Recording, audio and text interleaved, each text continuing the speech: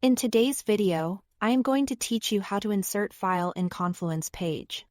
By the end, you'll know exactly how to add files to the right spot using the editor tools or a quick drag and drop.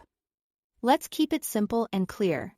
Start on your dashboard and open the specific Confluence page where you want the file to appear. Make sure it's the correct page for your team or project, so the file ends up in the right context. Once the page loads, look for the Edit button and click it.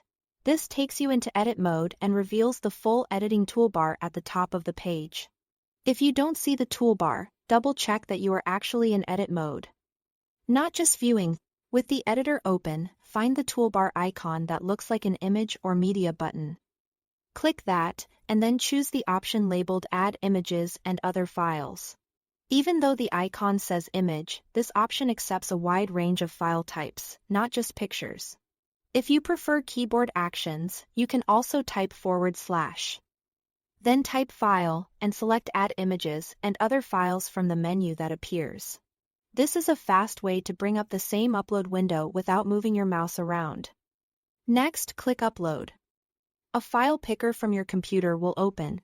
Navigate to the file you want to add, maybe a PDF, a screenshot, a presentation, or a document, then select it and click Open.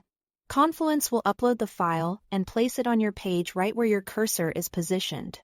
You'll see a preview or a file card, depending on the file type. If it lands in the wrong spot, you can simply select it and move it around in the editor until it's exactly where you want it. Here is also a faster method when you already have the file handy.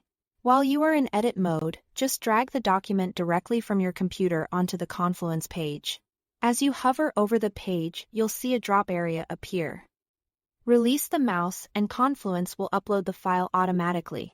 This is especially helpful if you are working with something you just saved to your desktop and want it on the page right away. That's it. Thanks for watching.